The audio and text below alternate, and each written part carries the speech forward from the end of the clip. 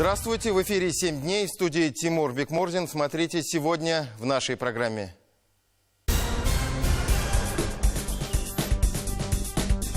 Это не красит высшие наши, будем говорить, элиту образования.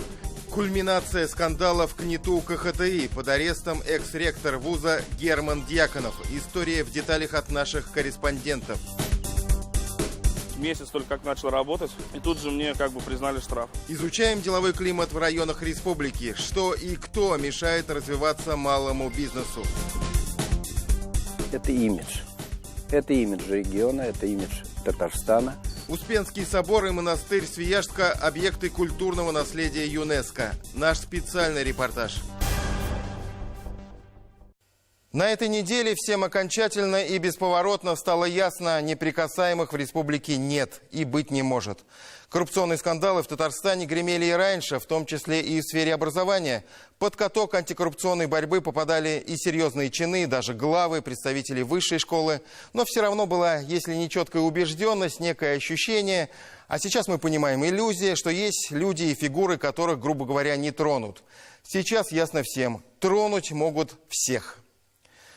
На этой неделе это еще раз всем дал понять и президент Татарстана Рустам Минниханов, выступая на заседании Президиума комиссии по координации работы по противодействию коррупции. Заседание прошло за закрытыми для прессы дверями, но отдельная важная информация все же просочилась в СМИ.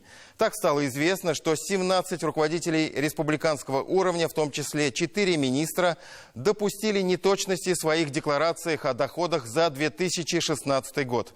Отдельные чиновники ошиблись, в кавычках, уже не в первый раз. Провинившиеся, видимо, отделались суровым порицанием и, наверное, выговором от президента, но, учитывая его отношение к подобным делам, для них это последнее китайское предупреждение. Далее, как минимум, публичное порицание и увольнение. А вот бывший ректор КНИТУ КХТИ Герман Дьяконов увольнением не отделался.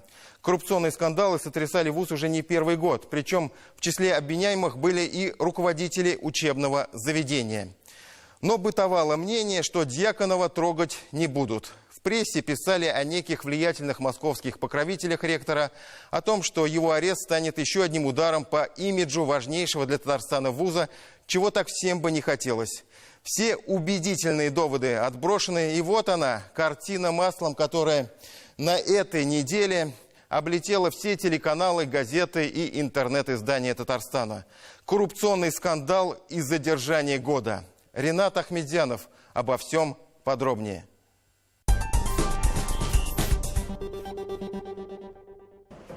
Человек с пистолетом, заряженным боевыми патронами, быстрой походкой сопровождает арестантов в зал судебных заседаний. Обе кисти экс-ректора технологического университета закованы в наручники. Место работы, должность? В настоящий момент без работы. После заслушивания обвинительного заключения суд принимает решение арестовать Германа Дьяконова, как и ранее его подчиненных, до 17 сентября. У Республиканского управления экономической безопасности и противодействия коррупции имелись большие вопросы к чистоте сделок, производимых в вузе при проведении закупок лабораторного оборудования и расходных материалов. Экс-ректора подозревает в хищении денег, которые крупная компания перечисляла высшему учебному заведению. В результате оперативно-розыскных мероприятий, которые мы проводили, были выявлены систематические хищения денег, которые перечислялись на счета университета по договорам пожертвований. Задержанию экс-ректора КНИТУ КХТИ предшествовало громкое уголовное дело в отношении бывшего проректора вуза. После обвинительного приговора Ильдару Абдуллину, признанному виновным в причинении ущерба вузу почти в 30 миллионов рублей и приговоренного к 6,5 годам колонии, мало кто сомневался, что клубочек перестанет разматываться. После задержания проректора по учебно-методической работе Александра Кочнева и директора Центра эластомеров университета Игоря Дубовика, оба находятся под домашним арестом, стало ясно, что масштаб следственных действий в КНИТУ КХТИ выходит на высший уровень. Председатель историко-мемориального общества технологического университета, заслуженный профессор, доктор химических наук Вильям Барабанов склонен рассматривать происходящие в вузе события в совокупности, как следствие наметившегося кризиса системы управления в целом. Это все люди, которые жили у нас, воспитывались здесь, Мы их видели, как они росли от студентов до профессоров, до руководителей вузов. Видимо, какая-то промашка была со стороны коллектива. Что-то мы в свое время не поправили. Но, правда, трудно поправить, когда человек становится уже доктором наук, профессором. Должны мы переходить от авторитарного к более демократическому управлению. Если бы у нас оно было бы, наверное, бы не случилось бы этого. Большие деньги, большая степень ответственности. Председатель Совета ректоров вузов Республики Ильшат Гафуров склонен считать, системе образования Татарстана нанесен не только материальный, но и моральный вред. Извлечь уроки из произошедшего и работать дальше с максимальной степенью ответственности за принимаемые решения. Позиция ректора Федерального университета. Конечно, репутационные потери, они уже произошли на сегодняшний день, но прежде всего эти репутационные потери произошли для самого КХТИ. Я по-старому называю, поэтому, я думаю, понадобится достаточно много времени для того, чтобы оправиться. Это же репутация в нашей среде, так же как в бизнесе, очень важный компонент. Система образования должна быть конкурентна, и это обязывает руководителей на местах привлекать большие ресурсы. При тех ресурсах, которые выделяются только с бюджета, конечно, конкурировать с нашими партнерами, западными партнерами очень непросто. Поэтому все руководители сегодня образовательных учреждений и научно-исследовательских учреждений ищут дополнительные источники финансирования. Как бы написанных правил, как это делать, практически нет, да и опыта работы нет с бизнес-структурами. Поэтому я считаю, что многие нарушения связаны именно с этими вещами.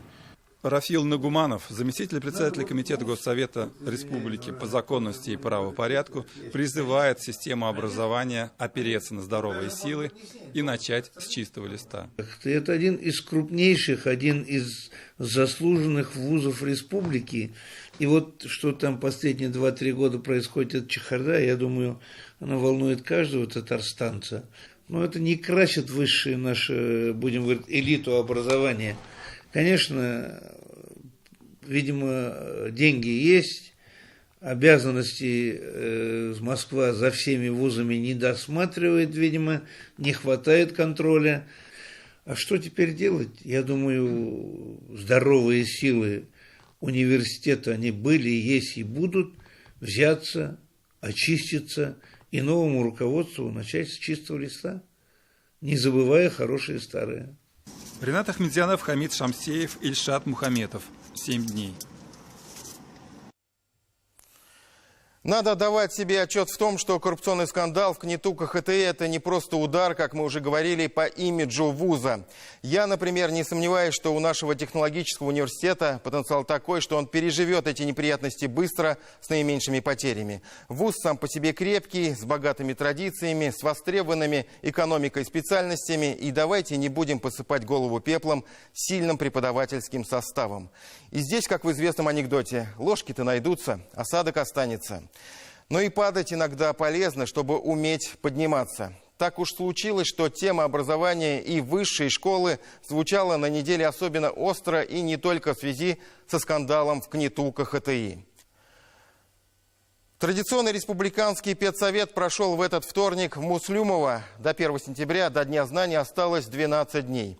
В этом году за школьные парты сядут почти 400 тысяч школьников. А первый раз в первый класс пойдут 47 362 школьника. Что ждать им в новом учебном году?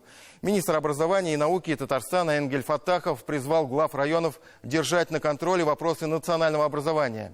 Отчеты с высокими показателями охвата детей обучением на родном языке при отсутствии реального обучения на языке – самообман. Деятельность татарских школ, особенно в городах, требует вашего особого внимания, заметил министр. Трудно с ним не согласиться. Есть вопросы и по садикам. Охват дошкольным образованием детей татар на родном языке в республике составляет 54%. На доске районы-аутсайдеры. Вот, например, Камско-Устинский район. Охват обучением на татарском языке 27%, доля татар 54%. Тукаевский.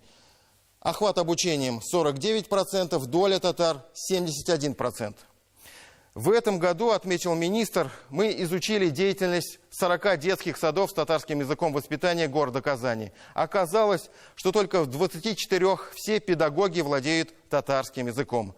Много, как мы уже отмечали, на совещании говорили и о проблемах высшей школы. Сергей Темляков продолжит тему. Вы перестаньте быть такими крутыми. Вы должны знать всю ситуацию в школах. Лучших вы должны привлекать любыми условиями. С такими словами на педсовете в Муслюмово Рустам Минниханов обратился к ректорам вузов Татарстана, указав на недоработку. Это кадры из Иннополиса. Мы сняли их 12 августа. В этот день президент встречался с выпускниками школ, кто набрал 100 баллов по ЕГЭ. Таких в Татарстане 117. На педсовете Рустам Минниханов отметил, 50% уезжает учиться дальше за пределы республики. То есть самые лучшие. Мы должны бороться за умы. Это много 50%. Это значит о чем? Не то, что вы там плохие вузы или это. Просто вы не работаете с ними. Вы не знаете, что творится. Вы не доходите до них. Вот девушка, которая с Бугульмы 3 100 баллов получила, уехала не в Москву, а в Самару уехала. Нас готовили учителя, потом я приходила домой, повторяла теорию, решала тесты, то есть заново еще раз готовилась. И так в течение 2 лет. Итог: 100 баллов на ЕГЭ по русскому, химии и биологии. Анастасия Золотухина сегодня самая известная выпускница в Татарстане. Именно о ней говорил президент. С 1 по 11 класс у нее не было ни одной четверки за четверть. Девушка мечтает стать врачом-нейрохирургом. Самарский университет, говорит, выбрала, потому что к дому ближе. До 12 августа, до встречи с президентом Республики Татарстан, в Казань меня учиться никто не приглашал. Все изменилось на неделе педсовета. С Анастасией в Казани лично встретился ректор Ильшат Гафуров. Была экскурсия по КФУ, лабораториям Института фундаментальной медицины. Побывала Анастасия и в медучреждениях, где студенты будут проходить практику. В пятницу в Министерстве образования нам сообщили, в понедельник девушка едет забирать документы из Самарского университета. Что касается выпускников школ 2018, министр образования взял этот вопрос под личный контроль. Этот вопрос мы будем рассматривать в Совете ректоров. Отдельно мы будем распределять, потому что индивидуальная работа должна быть. Наши дети должны получить самое лучшее образование. Но чтобы образование получить, надо еще перемещаться, поэтому каждый год мы выручаем автобусы и автомобили. Во вторник в Муслюмово президент вручил подарки к новому учебному году. В школы для уроков закуплены 17,5 тысяч ноутбуков. В кулуарах педсовета продолжаем расспрашивать министра образования, какие еще изменения ждать в новом учебном году. Энгель Фатахов отмечает, стоит задача повысить качество образования. Для наглядности вот таблица. Лучший по качеству образования сегодня по-прежнему Бугульминский район. Устойчиво в красной зоне находится Менделеевский, Камско-Устинский, Алексеевский, Черемшанский и Алькеевский районы. Мы будем работать в 10 районах, аутсайдерах. Это у нас практика успешно работает уже последние 3 лет. Будем выезжать, анализировать истинные причины и какая методическая помощь нужна этому району. Исходя из этого мы будем выстраивать работу в каждом районе. Что касается учебной программы, в старшие классы возвращается урок астрономия. Вести его будут учителя физики, которые прошли повышение квалификации. С 2019 года вопросы по астрономии планируют включить в ЕГЭ по физике. 6 и 7 классы начинают обучаться по новым образовательным стандартам. В пилотном режиме 8 и 9. Будем внедрять после 10 класса обязательные тестовые экзамены по английскому языку с элементами говорения. По татарскому языку такой экзамен в этом году будет после 9 класса. Кстати, в начальной школе появится новое поколение учебников по татарскому. У нас эта тема волнует, конечно, общественность, родительскую общественность, которая не совсем довольна и содержанием, и методиками преподавания. Говорят, что программа сложная, перегружена грамматикой. Новая концепция была подготовлена совместно с Академией наук и Казанским университетом. Эльдар Мухаметов отмечает, это сам учебник, тетрадь, книга для учителя. В электронном виде на сайте. Там дополнительно видео и аудиофайлы. Апробацию в прошлом году учебник прошел в Казани. Были внесены коррективы по рекомендации учителей. В этом году первоклашки по учебнику будут заниматься в Набережных Челнах, Бугульме и Верхнеуслонском районе. Начинается апробация учебника для 2 класса. Совершенно будут новые подходы. Прежде всего, коммуникативная составляющая. Язык не как структура, а язык как средство коммуникации будет изучаться в школах. Одно из главных испытаний этого года — Татарстан впервые примет участие в международном сравнительном исследовании качества образования. Косметический ремонт в этом году, покраска стен, сделали потолок. В Муслюмовском лицее, как, впрочем, и в других школах Татарстана, завершается подготовка к новому учебному году. Приемка школ Министерством образования начнется 21 августа. Инспекторы государственного пожарного надзора уже в школах. Акты готовности пока подписаны у 72% образовательных организаций. Самое частое нарушение – неисправность пожарной сигнализации. В этом году акцент был сделан на ремонт детских садов, так как в 2016 году фактически была завершена программа капитального ремонта школ. К открытию готовятся 7 дошкольных учреждений на 1240 мест. 1 сентября двери распахнут 6 новых школ. И в завершении 2 фишки, которые презентовали Муслюмова. Рустам Миниханов посетил Центр внешкольной работы. Здесь прошел капитальный ремонт. Президент пообщался с участниками штаба детских движений и штаба юнармейцев. С 1 сентября у нас 500 школ республики заявили своим желанием вступить в российское движение школьников. Вот это новое направление. Министр образования отметил, он хочет создать структуру управления детским движением на уровне каждого района. Муслюмова – это хороший пример. В Челнах есть, в Альметьевске есть в Нижекамске, и вот 4-й появился у нас в Муслюмовском районе. На первом этаже центра мини-кванториум. Техническим творчеством здесь занимается более 200 ребят. Ильдус Идиатуллин – преподаватель кружка робототехника. Переманили, говорит, из города. Раньше работал в Набережных Челнах. Сам он учитель информатики. Первое, чему хочет научить ребят, это писать программный код для роботов. Есть мечта что-то полезное для сельхозотрасли. Помощник в огороде какой-нибудь. Мы им закладываем здесь инженерную мысль. Инженерную мысль, самую первоначальную, для того, чтобы они смогли работать и видеть, что такое это роботы, что такое умные теплицы, что такое интернет-вещи. Они после этого идут в агроколледж. Вот она и вторая фишка. В Татарстане порядка 10 образовательных организаций, где учащихся меньше 200. Здесь, в аграрном колледже, ребят готовят по 3 основным профессиям – тракторист-машинист, сварщик и повар-кондитер. Ресурсные центры по объективным причинам в каждом районе не откроешь. Образовательный центр быть должен. По новой концепции мы должны преобразоваться в многофункциональный центр, который должен включать в себе тесную работу с учениками 7 классов. На базе колледжа будут проходить уроки технологий для старшеклассников и курсы повышения квалификации. Президенту понравился пилотный проект. Опыт будет распространен на другие районы. Сергей Темляков, Хамид Шамсеев, 7 дней. Еще одна острая тема, к которой мы часто обращаемся в выпусках нашей программы – экологическая. Мы много говорим о необходимости беречь наши водоемы, реки, водоохранную зону, вблизи них. Но на самом деле эта тема безграничная и, как говорят, многоаспектная. На этой неделе со всей своей остротой всплыл вот такой, как говорится, дурно пахнущий аспект. Вы знаете, что это такое? Это так называемые иловые поля, которые только в Казани занимают площадь свыше 100 гектаров. Находятся они в Приволжском районе столицы, в водоохранной зоне практически в 60 метрах от Волги. На сегодняшний день иловые поля – это единственное место размещения фекальных стоков, идущих со всего города. Осадки сточных вод здесь уже копятся полвека. И за эти годы их накопилось, по самым скромным расчетам, почти 2 миллиона тонн. В марте этого года суд постановил прекратить городу эксплуатацию иловых полей, так как это самая настоящая угроза экологической катастрофы. Позже было решено продлить эксплуатацию до декабря 2017 года, так как другого места для размещения осадков в городе просто нет. Но успеет ли водоканал за эти оставшиеся 4 месяца найти решение полувековой проблемы? Вопрос пока остается открытым. Подробности в материале Ильзиры Юзаевой. Люди бороздят просторы Вселенной, осваивают высокие технологии, заглядывают вглубь океанов, но так и не научились, как бы это грубо ни звучало, подтирать за собой.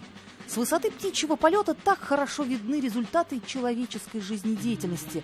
Больше сотни гектаров полей, которых мягко и бережливо для нежного слуха называют иловыми. Если же говорить прямо и без прикрас, то все это и есть не что иное, как фекальные стоки, идущие из канализации со всего города Казани. И идут пары вот эти. Я вот в субботу на рыбалку поехал, мать честная, там без противогаза не проедешь. Чтобы еще нагляднее показать, что из себя представляет это незамысловатое сооружение, можно обратиться к обычной тетрадке в клеточку. Хотя это сравнение для иловых полей весьма уж поэтичное. Представьте себе, что иловые поля, или их, как еще называют, иловые карты, это огромная тетрадка, где отходы нужно разместить в каждую клетку. Так вот, эта своеобразная тетрадка территориально граничит с рекой Волгой, буквально в 60 метрах от нее. А вокруг садовые участки и жилые поселки Отара, Победилово, где проживают почти 13 тысяч человек. Зловонный запах и испарение вредных веществ – это еще цветочки по сравнению с тем, что может произойти, если клеточки в тетрадке будут переполнены и начнут топить все в округе. До Волги всего-то ничего, 60 метров. И такая катастрофа однажды случилась. По всей вот этой Волге, вот по этому берегу, там не было места, куда ступить просто ноге. Рыба вся была мертвая, лежала. Это, тогда все умалчивали, мы не знали, что это такое. Это вот как раз вот был тогда этот прорыв. Она в землю не впитывается, а просто испаряется, осушается. Срок осушки 1,5-2 года. Но она выше, она карта переполнена где-то процентов 150. Она должна быть ниже верхней отметки на 1,5-2 метра ниже. Чтобы иловые поля не вышли за рамки, за клеточки, рабочие городского предприятия «Водоканал» по периметру сооружают вот такие валы из подручного материала, завозят грунт, строительный мусор, и из этой земляной насыпи образуется оборонительная стена. Но каждый из нас понимает, что такая стена от потопа не спасет.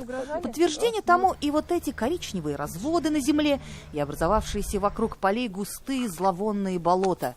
Закрытая еще в конце прошлого столетия старая часть иловых полей в Казани до сих пор находится в эксплуатации. Здесь невооруженным глазом видно, что вот только минут 15 назад как привезли это. А запах-то какой? Свежак? Здесь вот вообще, вот здесь вот на самом деле находиться невозможно. Вот запах вот потому, что все именно выгружается именно сюда. И вот вся вот эта вонь, вот этот вот запах именно идет вот отсюда. Территория старых иловых полей, которые якобы не используются уже с 1998 года. На самом деле, что же мы можем увидеть? Работает трактор, который сбрасывает очередную партию так называемых человеческих отходов. И чтобы уж до конца, как говорится, замести следы, будет использована вот эта груда строительного мусора. Ее уж точно сюда завезли заранее. Иловые поля по решению суда должны быть официально закрыты в декабре 2017 года. Но у Казани альтернативы нет. Куда везти весь этот шлак? Вот эти иловые поля, они являются единственным на данный момент местом, где можно размещать эти иловые осадки. Поэтому прямо сейчас закрыть и прекратить размещение здесь осадка просто невозможно, это нереально. Водоканалу в конце этого года, видимо, придется просить о продлении срока использования иловых полей. Но есть и хорошая новость. В 2018 году на предприятии планируют приступить к строительству нового цеха по переработке илового осадка. Выбор пал на отечественную компанию. История эта оказалась с душком. В 2017 году был проведен открытый конкурс на разработку проекта по строительству цеха термомеханической обработки осадка. В 2016 году Водоканал проводил конкурсный отбор технологий по переработке иловых осадков среди нескольких, в том числе и зарубежных компаний. Более того, одна из них привезла и установила в Казани свою промышленную пилотную установку, на которой иностранные специалисты демонстрировали весь современный процесс утилизации отходов. 700 подобных установок работают по всему миру и, как говорится, ни одного прокола. Ни в Сочи, ни в Екатеринбурге в том числе. Это 15 видов органических отходов любых. Они предварительно их готовят, сушат, превращают в сухой порошок, могут сжигать и на самообеспечение энергии поставить всю эту установку. Вот это очень эффективная на энергообеспечение и очень экологичная, потому что трехступенчатая стадия очистки идет. Итальянская компания обещала всего за 5 лет весь накопленный на иловых полях осадок свести к нулю, а это практически 2 миллиона тонн, перерабатывать ежесуточные отходы, а полученную золу тут же, к примеру, отгружать кирпичному заводу. Но все чаяния пошли ко ко дну. Это зола, это как шлак. Его можно использовать в дорожном строительстве, производстве цемента. То есть решение проблемы полностью. И иловые поля не нужны. Водоканал оценил все плюсы технологии, учел опыт других стран и сделал свой выбор. Как считают некоторые эксперты, довольно странный. С 2018 года иловые осадки будут высушивать в цехе переработки. Уже известно, что техническую документацию будет разрабатывать Ростов-Водоканал проект. Иностранцы же предлагали отходы сжигать. Это менее затратно и экологично. К тому же полученное в процессе переработки зола ценное и востребованное в промышленности сырье. Но их аргументы, видимо, оказались не столь убедительными. Делают из них пелеты, которые можно хранить сколько угодно долго, которые не разлагаются, которые используются в качестве сжигательного элемента, потому что по калорийности они близки к бурому углю.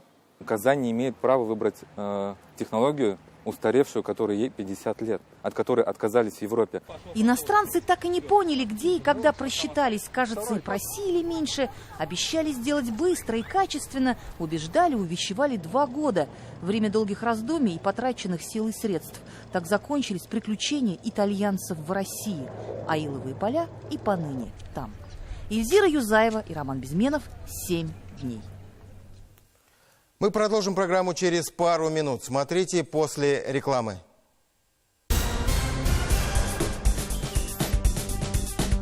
Месяц только как начал работать, и тут же мне признали штраф. Изучаем деловой климат в районах республики. Что и кто мешает развиваться малому бизнесу? Это имидж. Это имидж региона, это имидж Татарстана. Успенский собор и монастырь Свияжска – объекты культурного наследия ЮНЕСКО. Наш специальный репортаж.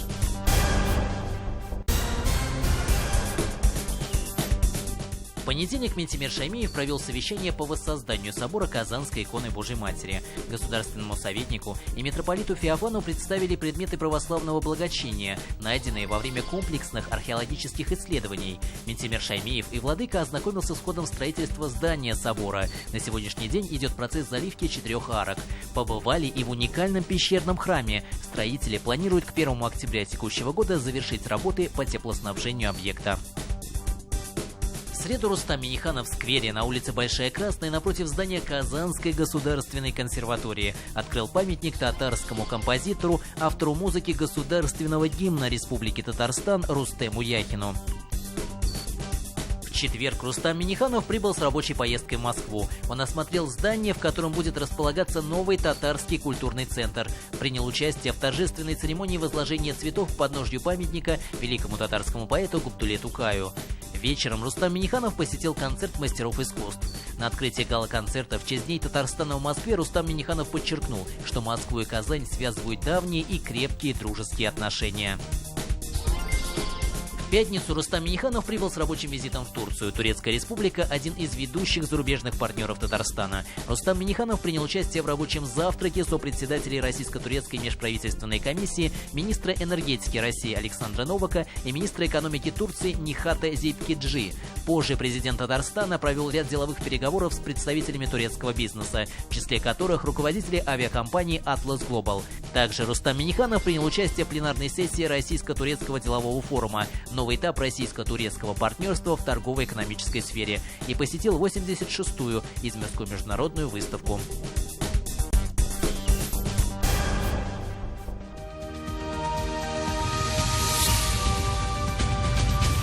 А теперь еще к одной практически вечной теме нашей программы. Как бы мы много ни говорили о поддержке и проблемах развития предпринимательства в нашей стране, тема эта всегда актуальна. Может быть, нам бы и хотелось на время забыть про недовольных владельцев кафе, торговых точек, фермеров, но не получается. И вина в этом, конечно, не самих представителей малого бизнеса. А кого? Угадайте из 3 раз. Перед вами самые свежие исследования делового климата в муниципальных районах Республики Татарстан. Участники исследований почти 5000 предпринимателей различных отраслей и масштаба бизнеса. Что их волнует? Один из вопросов исследования звучит так. В какой области вашего бизнеса возникают проблемы? Обратите внимание, неразвитая деловая инфраструктура – 22%, Недостаток кадров отметили 23%. При этом несовершенство законодательства и регулирования отметили 41% опрошенных предпринимателей. Проблемы с получением финансирования 36%. Топ-6 административных барьеров в Татарстане. 76% предпринимателей отметили недостаточность действий власти в отношении поддержки предпринимательства. Частые проверки отметили 58%. Избирательное или неравное отношение власти к бизнесу 56%. Высокие штрафы за нарушения 49%. Искусственное создание препятствий при получении государственных услуг 44%. И несоблюдение сроков оказания государственных услуг отметили 35% респондентов. И еще один любопытный вопрос. Как бы вы охарактеризовали отношения местной администрации и бизнеса? И, внимание, 8% предпринимателей считают, что им создают благоприятные условия для ведения бизнеса. 17% сказали, что создаваемые условия приемлемые. 36% предпринимателей отметили, что местные власти им особо не мешают, но и не помогают. И 17% из числа опрошенных бизнесменов отметили негативное влияние местных администраций на бизнес. Что ж, поговорим о вечном, то есть о малом бизнесе и его проблемах. По-моему, вы не прониклись. Вот ваш тон, вы всегда правы. Вы немножко будьте гибче. Такие моменты в жизни предпринимателей республики случаются нечасто. Всего несколько раз в год на заседаниях Совета по предпринимательству с участием президента Рустама Минниханова, когда малый бизнес из гадкого утенка превращается в прекрасного лебедя, а для некоторых чиновников картина, соответственно, меняется с точностью да наоборот. Вот и владелец кафе из Зеленодольска Айрат Мухуддинов расправил плечи. Его случай, можно сказать, для малого бизнеса хрестоматийный. К начинающему предпринимателю заглянул в гости проверяющий из административно-технической инспекции. Грозного контролера не смутила ни, в общем-то, незначительность нарушения. Предприниматель всего лишь позволил себе наклеить на фасаде небольшое рекламное объявление. Не то что Мухуддинов сразу покаялся, сообщил, что в бизнесе всего лишь месяц. Контролер пояснил: незнание закона не освобождает от ответственности, составил протокол, выписал штраф 15 тысяч рублей на первый раз. Самое удивительное в этой истории, что позже предприниматель подал на проверяющих в суд и доказал, что суровость наказания была неоправданной. Бизнес только начался, то есть месяц только как начал работать официально. И тут же мне признали штраф. То есть на самом деле это было бы несправедливо и даже в какой-то мере стало обидно. В плане того, что везде говорят поддержка малому бизнесу. То есть в итоге поддержки от властей я не ощутил. Вот что не нравится, да? Вы настолько вот такие железные. Вот я сказал, я сделал. Вы дайте задний ход, если вы немножко перебрали. Что вам сложно, если вы сделали ошибку, признать свою ошибку или сказать, что да, мы немножко, поступили жестче. Что за такое? Вот я начальник, ты дурак. Частые проверки и необоснованные штрафы по-прежнему существенно мешают развитию бизнеса в республике. По крайней мере, об этом свидетельствуют данные последнего исследования делового климата в муниципальных районах Татарстана. Так, 65% опрошенных предпринимателей заявили, что их бизнес проверяли госорганы. Кто чаще других наведывается с проверкой? В лидерах налоговая, пожарный надзор и Роспотребнадзор. И далее по убывающей административная и трудовая инспекции, экологи и так далее. Вот интересные цифры. У 43% респондентов-предпринимателей были выявлены нарушения, и в 88% случаев на них были наложены штрафы. Большинство предпринимателей даже не пыталось оспаривать штрафы. Только 16% опрошенных бизнесменов добились отмены штрафов. Больше половины предпринимателей уверены, что так или иначе пострадали от злоупотреблений чиновников. Предприниматель, на самом деле, он готов, как правило, исправить нарушение. Но ему для этого, надо понять, что он нарушил, и, ему надо понять, что надо сделать конкретно для того, чтобы устранить это нарушение. Но эту консультацию ему никто не дает, ему сразу выписывают штраф. И это рождает, естественно, огромный негатив. Публично у них у большинства палочной системы нет. Но они говорят, с нас же спрашивают. Мы говорим, а что спрашивают? Говорят, вот честно, спрашивают, сходил на проверку, а почему ничего не нашел? Я, объясняю, там нет ничего нарушений. Слушай, наверное, может, а вдруг тебе взятку дали? В службе уполномоченного при президенте Татарстана по защите прав предпринимателей задача расшевелить малый бизнес, вызвать предпринимателей на откровенный разговор. Для этого и постоянный мониторинг проблем, и вот такие встречи в районах республики с участием местной администрации, прокуратуры и главного федерального инспектора. Никаких заранее заготовленных тем и вопросов и максимально доброжелательный тон. В формате нашего откровенного разговора. Но предприниматели Сабинского, Тюлечинского и Кукмарского районов явно зажаты. Хозяин площадки, глава Сабинского района Раис Миниханов пытается ситуацию поправить. Если от нас никаких нареканий не было, это значит, мы не работаем. Чем больше работаешь, тем больше нареканий. Поэтому я думаю, в будущем будет очень много обращений. Если не будет, я помогу. Впрочем, помогать предпринимателям не пришлось. Стало понятно, что для сельских бизнесменов сейчас одна из главных проблем. Чтобы развивать, нужна поддержка, финансовая в том числе. Но гранты и субсидии до сельских предпринимателей почти не доходят, поведал собравшимся Ривкат Фахруддинов из Сабов. Сам он развивает масштабный проект под названием «В гостях у лесной сказки» с аттракционами, гостиницей, рестораном. И субсидии от государства, скажем, на подведение сетей были бы весьма кстати. Чтобы сделать одну скважину, порядка нужно 1 миллион рублей. У нас их 2 скважины. Одна для технически нужна, для питьевых. Почти год мы получаем лицензию на гидропользование. Подключение техподсоединений к электросетям. У нас сейчас вот есть 150 киловатт. Мы тоже к этому шли долгое время, это тоже затратно. Гранты и выгодное финансирование – это пока, конечно, из разряда благих пожеланий к государству. Сейчас для малого бизнеса куда актуальнее темы, лишь бы не мешали. Еще один случай из Зеленодольского района. Александр Наумов нашел, как он утверждает, абсолютно заброшенный участок земли. Предприниматель говорит, что сам поставил его на кадастровый учет и привел в божеский вид.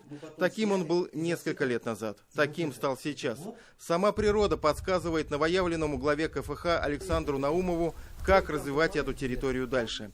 В планах построить мини-ферму, чуть поодаль гостиницу, организовать места для платной рыбалки. Рыбу предприниматель уже начал разводить. Правда, есть одно «но». Земля эта в аренде, которая закончится через пару-тройку лет. Выкупить участок предпринимателю не дают, а с недавних пор у Наумова появились основания полагать, что его вообще могут отсюда попросить. С проверкой уже нагрянул Россельхознадзор и грозится выписать штраф за ненадлежащее использование земли. Государство мне дало в аренду, государство может и со мной расторгнуть. А как это произойдет, чего, скажем, хоть и дочь юрист, и зять юрист, но мне кажется, здесь есть какие-то подводные камни, которых мы не знаем. Не то, что физических сил или что, души здесь больше вложено. Предприниматель пока не теряет надежды, проверяющие, конечно, грозная сила, но есть в крайнем случае суд. Другие инструменты защиты прав малого бизнеса. Мы помним, когда предприниматель расправляет плечи. Главное – верить. Ну а теперь настало время произнести ставшую для нас привычной фразу «We are the champions». Мы чемпионы, господа. На этот раз в области развития и сохранения культурного наследия. Завтра в Казани генеральный директор ЮНЕСКО Ирина Бокова вручит руководству республики сертификат о включении в список всемирного наследия ЮНЕСКО Успенского собора и монастыря острова Града Свияжск. Мы добились того, к чему шли долгие годы и к чему были как никогда близки с 2010 года, когда началась масштабная программа возрождения Болгара и Свияжска при непосредственном попечительстве первого президента республики. Почему чемпионы? Да потому что в России всего 29 объектов ЮНЕСКО. 3 из них теперь в Татарстане. В 2000 году в список вошел Казанский Кремль. В 2014 древний город Болгар. И 9 июля этого года на 41-й сессии ЮНЕСКО в польском городе Краков Успенский собор и монастырь Свияжска были также признаны объектами всемирного культурного наследия. Кто еще может похвастать таким количеством объектов мирового значения? В мире таких немного. 31 страна имеет лишь по одному объекту ЮНЕСКО. Так в чем историческая, архитектурная и культурная ценность нашего объекта? Успенский монастырь и его главная доминанта – Успенский собор XVI века в материале Михаила Любимова.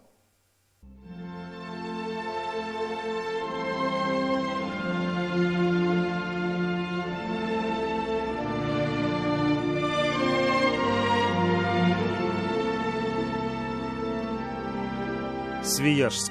Музей под открытым небом. Рай для историков, архитекторов, искусствоведов. 37 объектов культурного наследия. Самый древний и самый уникальный из них – Успенский монастырь.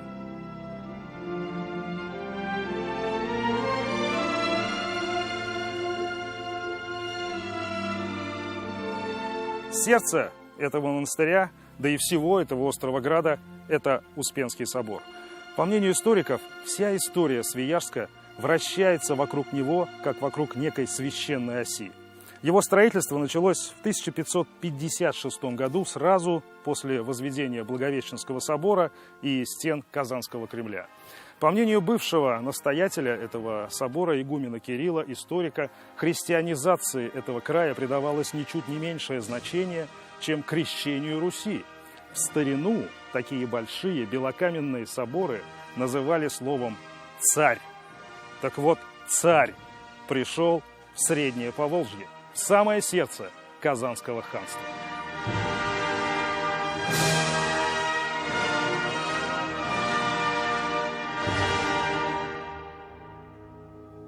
Строили Успенский собор псковские зодчие под руководством постника Яковлева, того самого, что возводил храм Василия Блаженного в Москве и Благовещенский собор в Казани. Свияжский храм XVI века постройки, но выглядел он еще старше, на XIV-XV век, и выглядел несколько иначе, чем сегодня. Храм изначально не имел таких сложных украшений, которые мы сейчас видим. Это была достаточно простая постройка, характерная именно для северной архитектуры. Имела она восьмискатную деревянную крышу, барабан каменный украшал простой шлемовидный купол. То, как выглядел собор сразу после постройки в XVI веке, мы можем продемонстрировать, что называется, на живом примере.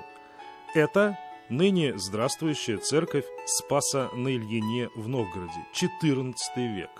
Наш собор был весьма на нее похож. Кровля каждого из 4 его фасадов была треугольной. Купол собора тот самый, шлемовидный. Так было до XVIII века, когда собор серьезно вырос в высоту, вытянулся в небо, пронзив его новым кувшинообразным куполом. Все это было следствием увлечения новомодным западным стилем барокко. Кстати, старые ниши на стенах, обозначающие треугольную структуру фасадов, видны и по сей день, но лишь зоркому глазу. Видна также разница между кирпичной и каменной кладками.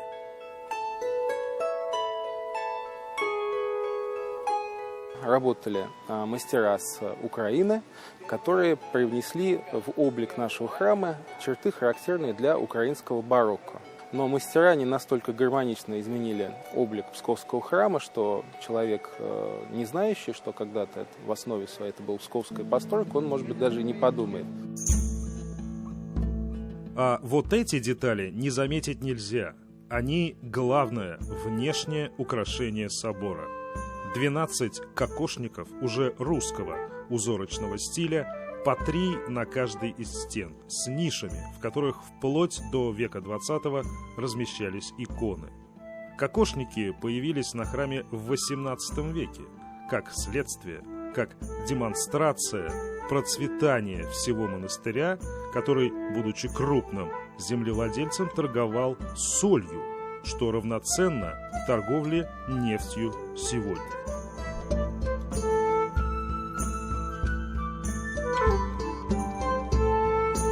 И, наконец, еще одна немаловажная деталь. Это дорогое окаймление собора. Это галерея гульбища с северной и с южной сторон этого храма.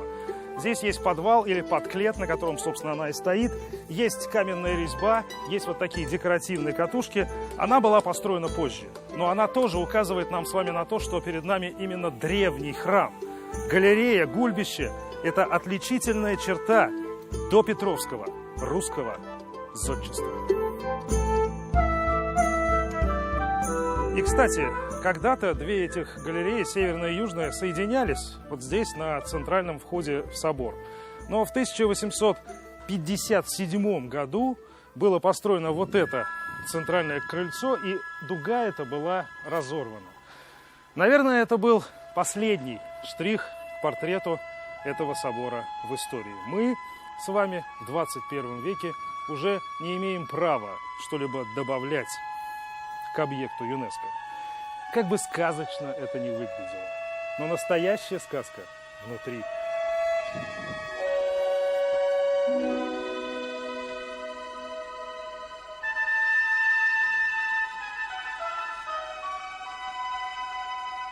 Вот оно, наше с вами достояние. Это внутреннее убранство Успенского собора. Это более 1000 квадратных метров древних росписей. Это единственный дошедший до нас ансамбль фресок эпохи Ивана Грозного. Что-то похожее есть только где-то в Ярославле. Даже художникам, реставраторам, даже ученым вход сюда разрешен лишь с мая по октябрь. Мы же с вами сейчас находимся на самом верху, у самого купола Успенского собора, а это главная фреска. Она так и называется «Успение». Но самые известные фрески собора, известные во всем без преувеличения мире, находятся ниже купольных росписей. Изображение святого Христофора с лошадиной, а не с традиционной пёсьей головой, вообще дошло до нас чудом, поскольку уже в XVIII веке было повсеместно запрещено. На момент написания фрески звероподобный, как было сказано в житие святого облик, был еще не вне закона. У черемисов, у предков современных марийцев, лошадь, она считалась священным животным, и, возможно, таким образом художники хотели найти путь вот к сердцам язычников, привлечь их внимание к православной религии. Есть в Успенском соборе и не менее редкое, если не единственное в России, а стало быть и в мире, прижизненное изображение царя Ивана Грозного. Увидеть его туристы не смогут, даже после реставрации. Изображение находится в алтаре, за иконостасом.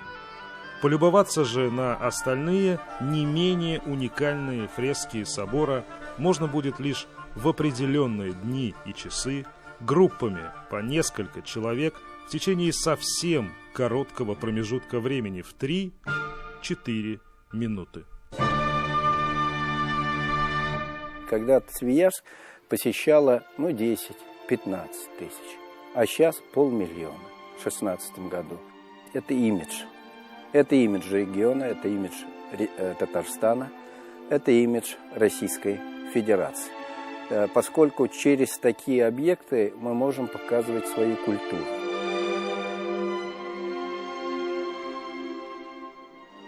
Мы сегодня уже принадлежим не только России, не только Татарстану, всему миру.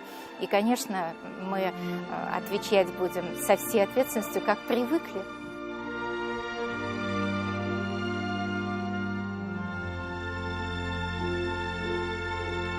Михаил Любимов, Андрей Мохов, Андрей Кузьмин и Кирилл Мальцев. 7 дней.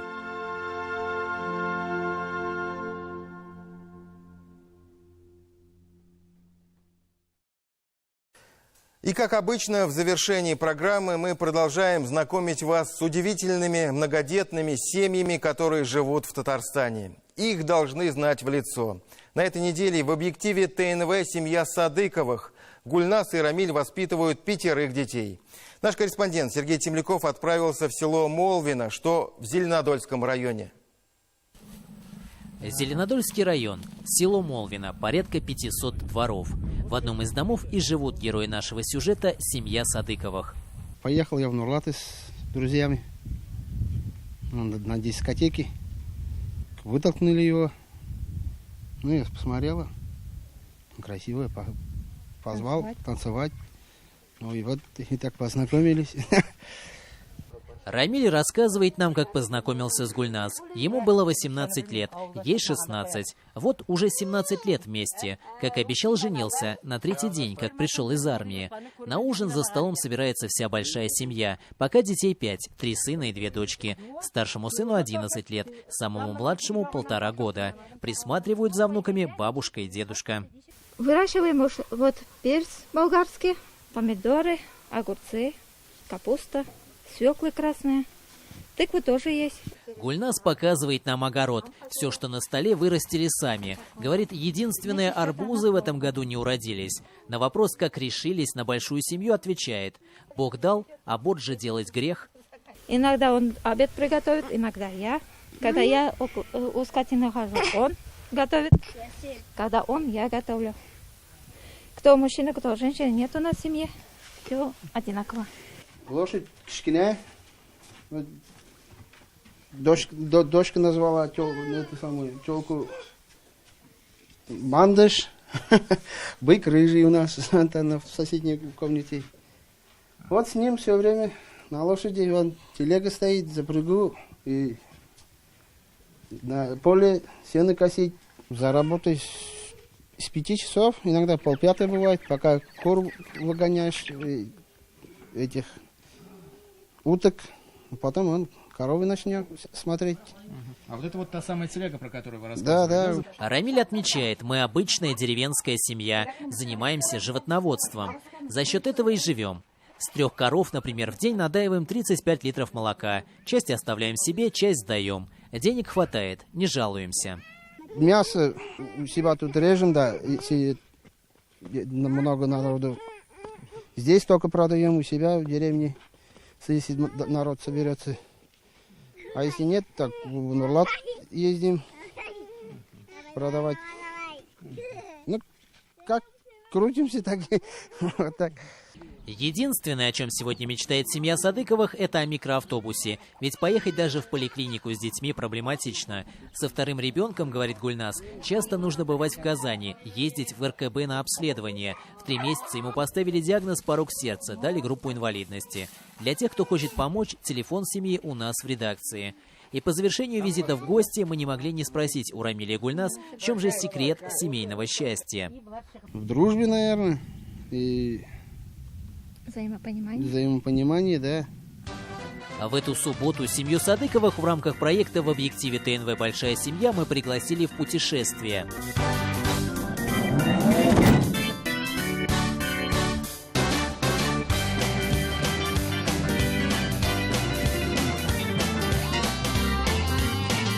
Для них мы подготовили специальную программу. Первый пункт в маршруте – это зоопарк.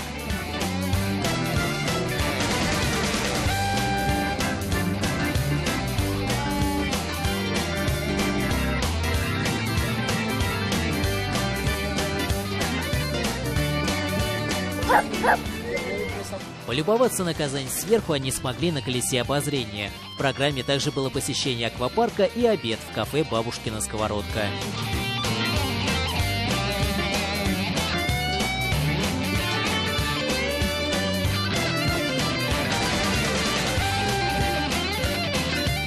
Сергей Темляков, Данил Филатов. 7 дней. Это все на сегодня. С вами была программа «7 дней». Всем счастья, добра, здоровья и семейного благополучия. Встретимся через неделю на телеканале «Новый век».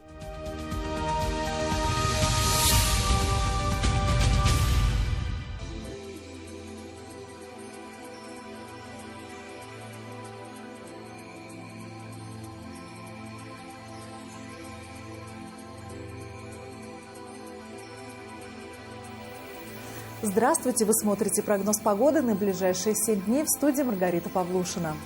В первой половине недели в республике сохранится жаркая и ясная погода. А вот ближе к концу недели ожидаются осадки и понижение температур. По данным Яндекс.Погода, на северо-востоке Татарстана с понедельника по четверг будет по-летнему жарко и ясно. В пятницу небо затянет облаками, ожидаются дожди и понижение температур. На юго-востоке республики. В первой половине недели ясно и до плюс 29. В четверг облачно, температура воздуха составит плюс 28 градусов. На выходных ожидается понижение температур и осадки. В центральном районе республики картина получше. Малооблачно почти всю неделю, и только в воскресенье ожидаются дожди. С понедельника по четверг средняя температура воздуха составит плюс 29 градусов, а к выходным похолодает. На юго-западе Татарстана с понедельника по среду преимущественно ясно и до 30 градусов выше 0. В четверг облачно уже плюс 26. К концу недели ожидаются осадки и понижение температур. На северо-западе республики, а также в столице Татарстана похожая картина. В начале недели ясно до плюс 30. В четверг температуры начнут понижаться, а к выходным ожидаются осадки. Более точный прогноз погоды смотрите каждый день на ТНВ. До свидания.